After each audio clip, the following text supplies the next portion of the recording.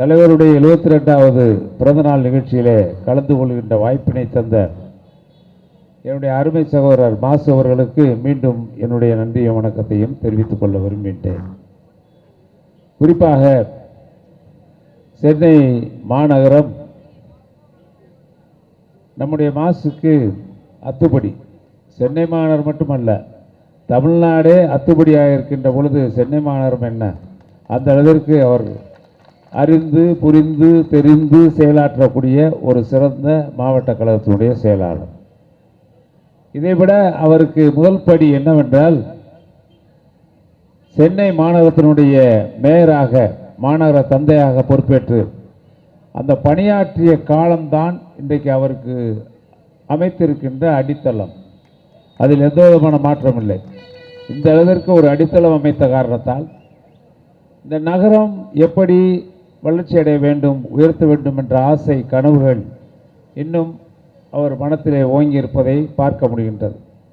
இங்கே பேசுகின்ற பொழுது சொன்னார், நம்முடைய கழகத்தினுடைய தலைவர் தமிழகத்தினுடைய தலை சிறந்த, இந்தியாவிலேயே முதல்வர்களுக்கெல்லாம் முதல்வராக இருக்கக்கூடிய தலை சிறந்த முதல்வர், இந்தியாவிலே அனைத்து மாநிலங்களுக்கும் அந்த மாநில உரிமைகளுக்காக வழிகாட்டக்கூடிய தலைவராக இருக்கக்கூடிய ஒரே முதல்வர் நம் தலைவர் தளபதியார் என்பதை இந்த நேரத்தில் சுட்டிக்காட்ட விரும்புகிறேன்.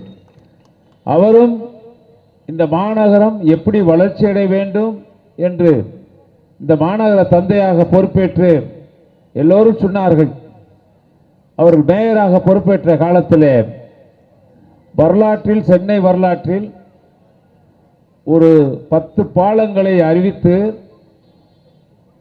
அறிவித்த மேடையிலே இத்தனை நாட்களுக்குள் முடிப்போம் என்று சொல்லி அந்த திட்டத்தை 10 பாலங்களையும் ஒரே நிமிடத்திலே கட்டி முடித்து திறந்து வைத்த பெருமை நம்முடைய முதல்வரை தவிர உலக வரலாற்றில் இதுவரை யாரும் இருக்க முடியாது. எல்லாரும் பார்த்தாங்க 10 பாலம் எப்படி உடனே கட்டிட முடியும். எல்லா பாலத்தை நீங்க பார்க்கலாம். நீங்க அங்க இருக்கக்கூடிய இந்த மாநகரத்திலே போக்குவரத்திற்கு தடையாக இருந்த பகுதிகள் எல்லாம் மேம்பாலங்கள் கட்டப்பட்டு ராதாகிருஷ்ணன் ரோட்ல எல்லாம் அந்த பாலம் உருவாச்சு. எல்லா இடங்களிலும் பாலங்கள் கட்டப்பட்டது. 10 பாலத்தை கேட்டால் மாசு சொல்லுவார் மனப்பாடமா. ஆனால் என்னால் சொல்ல முடியாது. எதற்கு இதை சொல்லுகிறேன் என்றால், ஒரு திறமை மிக்க நிர்வாகி இன்னும் இந்த மாநகரத்தினுடைய வளர்ச்சி நான் இன்னும் குறிப்பிட்டு சொல்ல வேண்டும் என்றால், சிங்கார சென்னை என்று உருவாக்கிய பெருமை நம்முடைய முதல்வர் தளபதியாருக்குத்தான் உண்டு. இங்க சொன்னார், இந்த ரோடை பத்தி சொல்ல சொன்னார், உலகத்தில் இருக்கக்கூடிய வளர்ந்த நாடுகளில் எப்படி ஒரு நகரம் அமைந்திருக்கிறது என்பதை குறிப்பிட்டு சொன்னார்கள். கோலாலம்பூரை போல இருக்கு, மற்ற பெரிய பெரிய சிங்கப்பூரை போல இருக்குங்கிறதெல்லாம் மாசு சொன்னார். அதையும் தாண்டி உருவாகி கொண்டிருக்கிறது Chennai. The great Chennai is built by our honourable chief minister of Tamil Nadu. அவர் உருவாக்குவார். இந்த மாநகரத்தை பார்த்து 3, அதாவது மெட்ரோபாலிட்டன் சிட்டி என்று 3 இருக்கிறது. ஒன்று மும்பை. மும்பையே ரொம்ப பெருசா சொல்லுவாங்க, பெரிய வளர்ந்த நகரம், கட்டடங்கள்லாம் ரொம்ப வானத்து உயரத்திற்கு உயர்ந்திருக்குன்னு சொல்லுவாங்க. ஆனா அந்த மும்பை, கல்கத்தா, மெட்ராஸ் இன்று 3 மாநகரத்தையும் எடுத்துக்கொண்டால், புதுடெல்லி கூட ஓல்டு டெல்லி தான் ரொம்ப மோசமா இருந்துச்சு. அப்புறம் நியூ டெல்லின்னு உருவாக்குனாங்க. ஆனா இன்னைக்கு பார்த்தால் இந்த 3 மெட்ரோபாலிட்டன்ல சென்னை மெட்ரோபாலிட்டன் தான் இந்தியாவிலே முதல் நிலையான மெட்ரோபாலிட்டன் என்று உருவாகி கொண்டிருப்பதை இங்கே சுட்டிக்காட்டினார்கள். இது வளர்ச்சி. நான் சாதனைகளை சொல்லவில்லை. சாதனைகளை, திட்டங்களை, நம்முடைய மக்களுக்காக, பெண்களுக்காக செய்த சாதனைகள் எல்லாம் நம்முடைய லியோனி அவர்கள் ஒவ்வொன்றாக சொல்லிவிட்டார்கள். நான் சொல்லி தெரிய வேண்டிய அவசியம் இல்லை.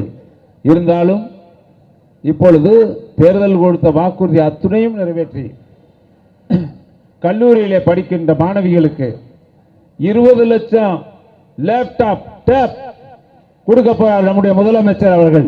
ஒண்ணு விடாம கொடுத்துருவார். எல்லா பெண்களும் படிப்பதற்கு, கல்லூரியிலே படிப்பதற்கு மாதம் 1000, ஆண்களும் படிப்பதற்கு 1000, குடும்பத்தில் இல்லத்தரசிக்கெல்லாம் மாதம் 1000, 1,16,00,000 பேர் கொடுக்குறாங்க. மீதி இருக்கவங்களுக்கு உங்க வீடு தேடி கொண்டு வந்து கொடுக்க போகிற ஆட்சி தான் எல்லோருக்கும் எல்லாம். அதுதான் திராவிட மாடல் ஆட்சி. அதனுடைய தலைமகன் தான் நம்முடைய தமிழகத்தின் முதல்வர் தளபதியார் அவர்கள். அந்த அளவிற்கு இன்றைக்கு பல சாதனைகளை செய்திருக்கிறார்கள். இங்கே இருக்கின்ற இவ்வளவு பெரிய மாநாடு போன்ற கூட்டத்தில் அமர்ந்திருக்கின்ற அனைவரையும் நான் மனச்சாட்சியை தொட்டு ஒன்று சொல்லிக்கொள்ள விரும்புகின்றேன். நான் கூட இந்த மேடையிலே இன்றைக்கு அமைச்சராக நின்று கொண்டு பேசுவதற்கு காரணமாக இருந்தவர் நம்முடைய முதல்வரும் நம்முடைய மாசு அவர்கள்தான். என்னவென்றால், கொரோனா பெருந்தொற்று வந்தது, உங்களுக்கு மறந்திருக்க முடியாது. எல்லோரும் உயிர் பயத்தால் அச்சத்தால் வீடுகளில் முடங்கி இருந்தோம். கடுமையான நிதி நெருக்கடி, ஆட்சிக்கு வந்த நிலை, கஜனாவிலே பணம் இல்லை, வெறும் சேர் டேபிள் தான் இருந்துச்சு எங்க கோட்டையில்.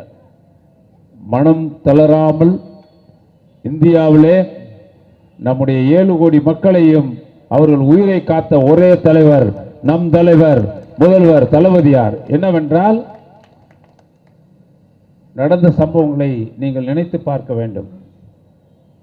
நம்முடைய மக்கள் நல்வாழ்வுத்துறை அமைச்சர் அவர்கள் அந்த காலகட்டத்திலே பணியாற்றியதை நான் மனதிலே நினைத்து பார்க்கிறேன். ஏன்னா, எந்த மாநிலத்திலும் அங்க இருக்கின்ற மக்களுக்கு அந்த தடுப்பூசி போடுற இருக்க, அது இந்திய அரசாங்கம் கொடுக்கவில்லை என்றாலும் மற்ற நாடுகளிலிருந்து இவர்கள் வாங்கி நமக்கு அந்த ஊசி எல்லாம் போட்டு கிட்டத்தட்ட பல கோடி பேருக்கு அதிகமான அந்த கொரோனா தடுப்பு ஊசியை போட்ட ஒரே மாநிலம் தமிழகம். தமிழகம் தமிழகம் மறந்துவிடக்கூடாது. எது வேணாலும் செய்யலாம். ஒருவருடைய உயிர் என்பது அவ்வளவு சாதாரணமாக விலை மதிக்க முடியாத உயிர். ஒரு உயிராக இருந்தாலும் விலை மதிக்க முடியாத உயிர். 7 கோடி பேரில் அதில் காப்பாற்றுகின்ற திட்டங்களை எல்லாம் இன்றைக்கு கொண்டு வந்திருக்கிறார்கள் என்றால் ரொம்ப சாதாரணமானதல்ல. நமக்கு எல்லா பேரும் வேடிக்கை பார்ப்பாங்க. மக்களை தேடி மருத்துவங்கிறது நான் அதை பற்றி விவரிக்க விரும்பவில்லை. ஏன்னா ஏற்கனவே சொல்லிட்டார் யார், லியோனி. நான் போய் குடலூரில் போய் ஒரு தெரு பூரா போய் அங்கே இருக்க சுகர் பேஷண்ட்டுக்கு, ப்ரெஷர் பேஷண்ட்டுக்கு என்னென்ன நோய் இருக்கோ அவங்களுக்கு மாத்திரை எல்லாம் நர்ஸை வச்சு கொடுக்கல. அந்த மாத்திரை வாங்க முடியாதவர்கள் எவ்வளவு மகிழ்ச்சி அடைந்தார்கள் என்பது என் மனதிலே இன்னும் நில்லாடி கொண்டிருக்கிறது. மக்களை தேடி மருத்துவம் ஒரு வெற்றிகரமான திட்டம். இன்றைக்கு எப்படி கலைஞர் கனவு இல்லம் வெற்றிகரமான திட்டமோ, முதலமைச்சர் சாலை திட்டம் வெற்றிகரமான திட்டமோ, தமிழ்நாடு அளவில் இது ஒரு வெற்றிகரமான திட்டம். அதோட நிக்கல. அவர் என்ன பண்ணாரு, ஒரு ஆக்சிடென்ட் ஆகுது, மூளையில் ரத்தம் உறைஞ்சு வச்சு, அரசாங்க ஆஸ்பத்திரிக்கு போனால் லேட் ஆயிரும், ஆபரேஷன் பண்ண லேட் ஆயிரும். இன்னைக்கு இன்னுயிர் காப்போம் என்ற ஒரு திட்டத்தை கொண்டு வந்து எத்தனை லட்சம் கோடியானாலும் ஒரு உயிரை காப்பாற்ற வேண்டும் என்ற ஒரு திட்டத்தை இன்றைக்கு இன்னுயிர் காப்போம் திட்டம் ஆரம்பித்திருக்கிறார்கள். இப்படி ஒவ்வொரு திட்டத்திற்கும் ஒரு அந்த திட்டங்கள், பொன்னான திட்டங்கள் இன்றைக்கு மக்கள் நல்வாழ்வுத்துறையில் மிக சிறப்பாக செயலாற்றி இருக்கிறார்கள். அதற்கு வழிகாட்டியது நம்முடைய முதல்வர் தளபதியார் அவர்கள். காரணம், இங்கே பேசுகின்றவர்களெல்லாம் நீங்கள் சொன்னீர்கள். என்ன சொன்னீர்கள்? பொதுவாக மா சுப்பிரமணியம்னா மராத்தான் தான் நீங்கள் நினச்சிக்கிட்டு இருக்கீங்க, மந்திரின்னு கூட நினைக்கிறதில்ல. அது எனக்கு தெரியும். மராத்தான் வீரர், உலகம் பூரா போய் ஓடிக்கிட்டு இருக்கார். அது சுகாதாரத்துறைக்கு நல்ல சுகாதாரமுள்ள ஒரு அமைச்சரை இன்றைக்கு நியமித்திருக்கிறார்கள். அதான் ஓடிக்கொண்டே இருக்கிறார். ஓடிக்கொண்டே இருக்கிறார் என்றால் ஓய்வில்லாமல் ஓடிக்கொண்டே இருக்கிறார். சாயந்தரம் 5 மணிக்கு போய் ஒரு நிகழ்ச்சி எடுத்துட்டு இங்கே வந்துட்டு இன்னொரு நிகழ்ச்சிக்கு போகிறார், இளைஞர் நிகழ்ச்சிக்கு. நீ அனைமா நைட்டு 12 மணிக்கு தான் போவார். காலையில் 5 மணிக்கு வந்துச்சு ஓட ஆரம்பிப்பார். ஆனால் அந்த அளவிற்கு சுறுசுறுப்பு. என்ன காரணம்னா, நம்முடைய முதல்வரும் அப்படித்தான்.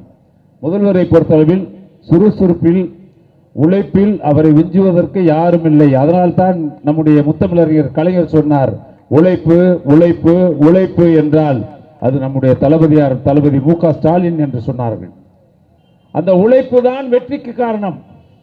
அவர் இந்த இயக்கத்திலே பொறுப்பேற்று, தலைவராக பொறுப்பேற்று 11 தேர்தல்களை சந்தித்திருக்கிறார். இதுவரை வரலாற்றில் இல்லாதவர்களுக்கு எந்த முதலமைச்சரும் செய்ய முடியாத காரியத்தை வரலாற்று நாயகனாக 11 தேர்தலிலும் வெற்றி பெற்ற ஒரே முதலமைச்சர் நம்முடைய முதல்வர் தளபதியார் அவர்கள். நாளைக்கு 26ல் எலெக்ஷன் வரப்போகுது.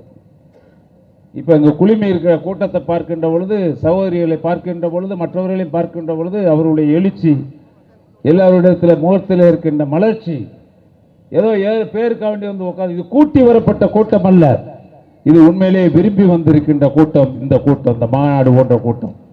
அதைத்தான் சொல்கிறேன், உறுதியாக சொல்கிறேன். மாசு நம்முடைய முதல்வர் அவர்கள் 200 தொகுதி வர வேண்டும் என்று எதிர்பார்க்கின்றார்கள். எனக்கு சந்தேகமே இல்லை. சென்னையில் முழுவதும் வந்து விடுவீர்கள். சென்னையில் முழுவதும் ஒரு தொகுதி கூட விடாமல் திராவிட முன்னேற்ற கழகம் தான் சென்னையினுடைய கோட்டை. கலைஞர்கள், முத்தமிழர் கலைஞர் காலத்தில் எப்படி சென்னை கோட்டையாக இருந்ததோ அதை விட பல மடங்கு கோட்டையாக இன்று உருவாக்கப்பட்டிருக்கிறது. நிச்சயம் எல்லா தொகுதியும் வெற்றி பெறுவோம். அதில் எந்த விதமான எல்முனையிலும் சந்தேகம் இல்லை. இப்போ போகிற போக்க பார்த்தா, இப்போ இன்றைக்கு அறிவித்திருக்கிற திட்டம் சொன்னாங்களே, மற்ற திட்டம்லாம் என்னென்ன அறிவிச்சிருக்கோம்னா, இன்னைக்கு மடிக்கணினி அறிவிச்சிருக்கோம், எல்லா திட்டங்களும் அறிவிச்சிருக்கோம், மீதம் இருக்கிறவங்களுக்கும் குடும்ப தலைவர்களுக்கு கொடுக்க போகிறோம். இதெல்லாம் வரிசையாக எல்லா திட்டங்களும் இன்றைக்கு அறிவிச்சிருக்கோம்.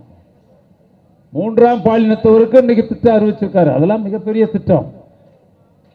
அதாவது சமுதாயத்தால் இங்கே அமர்ந்திருக்கின்றவர்கள் அத்தனை பேர் உங்களால் என்னால் ஆதரிக்கப்படாதவர்கள், அரவணைக்கப்படாதவர்கள், குடும்பத்தால் ஏற்றுக்கொள்ளப்படாதவர்கள், குடும்பத்தால் தான் பெற்றவில்லையே ஏற்றுக்கொள்ளாத தாய் தந்தையர் இருக்கின்றவர்கள், அனாதியாக விடப்பட்டவர்கள், அவர்களுக்கும் இன்றைக்கு 3ஆம் பாலினத்தவருக்கும் இன்றைக்கு வாழ்வு கொடுத்திருக்கிறார். வேற என்ன வேணும்?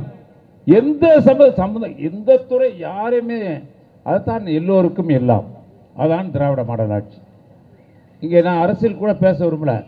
இருமொழி கொள்கை இனி எந்த கொம்பனாலும் தமிழ்நாட்டில் இருமொழி கொள்கை தான். 3ஆம் மொழி நுழையவே முடியாது. அது நடக்கவே நடக்காது.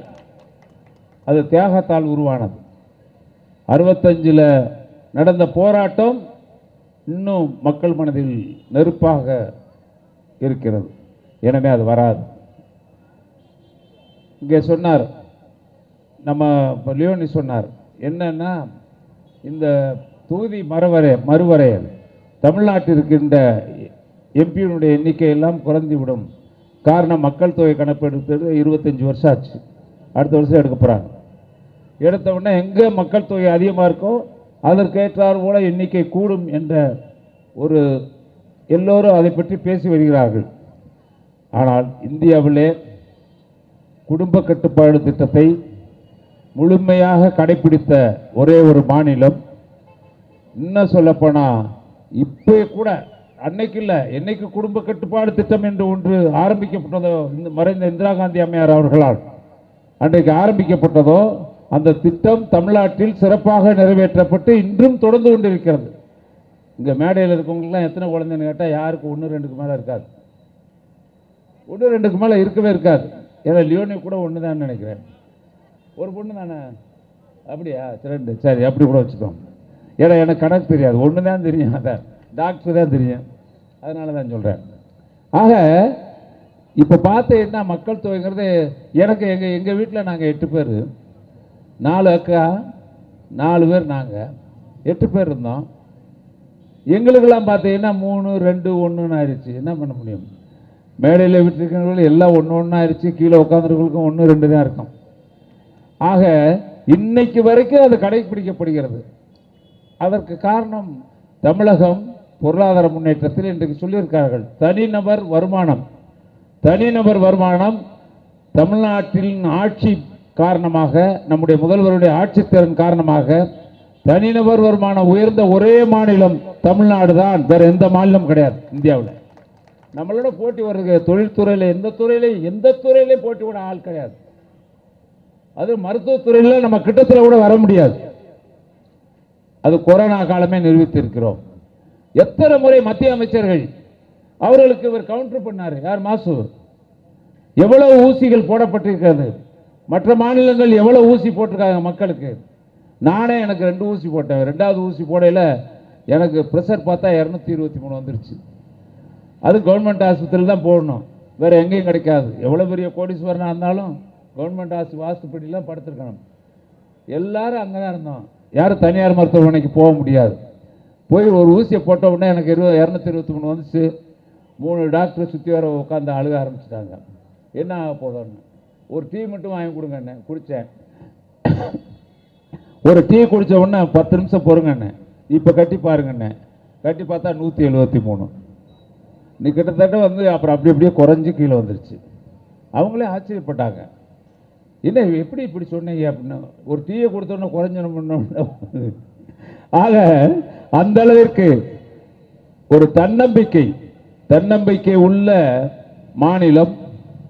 அது மட்டுமல்லாமல் இன்றைக்கு சொன்னார், மத்திய அரசு கொடுக்கின்ற நிதி எல்லாம் எவ்வளவு குறைத்து கொடுத்தாலும் அதை எதிர்நீச்சல் போட்டு சமாளிக்கக்கூடிய வல்லமை நமக்கு இருக்கிறது. கல்விக்காக எவ்வளவு நிதி கொடுத்துருக்காங்கன்னு சொன்னாங்க. நான் அந்த விளக்கங்கள்லாம் நம்முடைய நிதிநிலை அறிக்கை பற்றி சொல்லவில்லை. ஆனால் நம்முடைய முதலமைச்சரை மட்டும் நான் சொல்லிக்கொள்ள விரும்புகின்றேன். இன்னும் எத்தனை தேர்தல், அவர் 100 ஆண்டு காலம் நிச்சயமாக இருப்பார்கள். எந்த தேர்தலும் எந்த கோப்பனும் தோற்கடிக்க முடியாது. ஒரு முடிசூடா மன்னராக, வரலாற்றின் நாயகனாக, வெற்றி ஒன்றே அவருடைய இலக்கு என்பதில் இன்றைக்கு மக்கள் அந்த அளவிற்கு மனமு வந்து ஆதரவை தந்து கொண்டிருக்கிறார்கள். எங்கே சென்றாலும் அப்பாவிற்கு விளக்கம் சொன்னார். அப்பாவும் அவர்தான், அது அப்பாவுங்கிறத விட அம்மாவும் அவர்தான், தந்தையும் அவர்தான், தாயும் அவர்தான், எல்லாம் அவர்தான். இந்த நாட்டிலே இருக்கக்கூடிய தெய்வங்களை கூட நம்ம நம்ப வேண்டிய அவசியம் இல்லை. மக்கள் 7 கோடி மக்களும் நம் முதலமைச்சர் நன்றாக இருக்க வேண்டும் என்று நினைத்தாலே நீங்கள் நன்றாக இருப்பீர்கள். அதுதான் என்னுடைய சொல்லுவாங்க. வாக்குன்னு ஒன்று இருக்கு, கிராமங்கள்லாம் சொல்லுவாங்க. அவங்க சொல்லுவாங்க பெரியவங்ககிட்ட வாக்கு வாங்கணும்னு. ஆனால் நம்முடைய முதலமைச்சர் அவர்கள் இன்னைக்கும் சுறுசுறுப்பாக, அந்த சுறுசுறுப்பு மாசு அவர்கள் அவரோடு நடைபயிற்சியில் ஈடுபடுகின்ற பொழுதும் அவருடைய பணியில் அவரோடு தொடர்வதும் இவைகள்லாம் ஒரு பழக்கம். நாங்கள்லாம் அதாவது வந்து கல்லூரியில் படிக்கையில் நீ எப்படிப்பட்டவன் என்று சொன்னால், மாசு நீ எப்படிப்பட்டவர் என்று ஒரு கேள்வி நான் கேட்டால், உன்னுடைய நண்பனை வைத்துத்தான் முடிவு செய்ய வேண்டும் என்று நாங்கள் கல்லூரியில் படிக்கிற காலத்தில் சொல்வார்கள். நீங்கள் உங்கள் நண்பனை வைத்துத்தான் நீங்கள் யார் என்பதை தெரிந்து கொள்ள முடியும். உங்களை தெரியாமல் இருந்தாலும் உங்கள் நண்பனை வச்சு தான் தெரிஞ்சுக்கிறோம். அந்த நண்பனை வச்சு, நண்பன்கிற நான் அடிப்படையில் சொல்லலை, உன்னுடைய தலைவர் தளபதியாருடைய அவர் வழியை நீங்கள் தவறாமல், ஒரு துளி கூட தவறாமல் பின்பற்றுகிற காரணத்தால், தொடர்ந்து பின்பற்றுகின்ற காரணத்தால், ஒவ்வொரு நிமிஷமும் பின்பற்றுகின்ற காரணத்தால் இந்த அளவிற்கு நீங்கள் உயர்ந்திருக்கிறீர்கள். ஆகவே உங்களுக்கும் என்னுடைய வாழ்த்துக்கள். தலைவருக்கு என்னுடைய கோடான கோடி நன்றிகளையும் வணக்கத்தையும் தெரிவித்து நீங்கள் நீண்ட நேரமாக அமைந்திருக்கிறீர்கள். உங்களுக்கு தெரியாத அரசியல் இல்லை. சென்னை மக்கள் எழுந்து விட்டார்கள். இனி தமிழகமே சென்னையை நோக்கி பின்தொடரும் என்பதை சொல்லி, வெற்றி 234 நிச்சயம். அவர் வாழ்க வாழ்க, 100 ஆண்டு வாழ்க. நன்றி, வணக்கம்.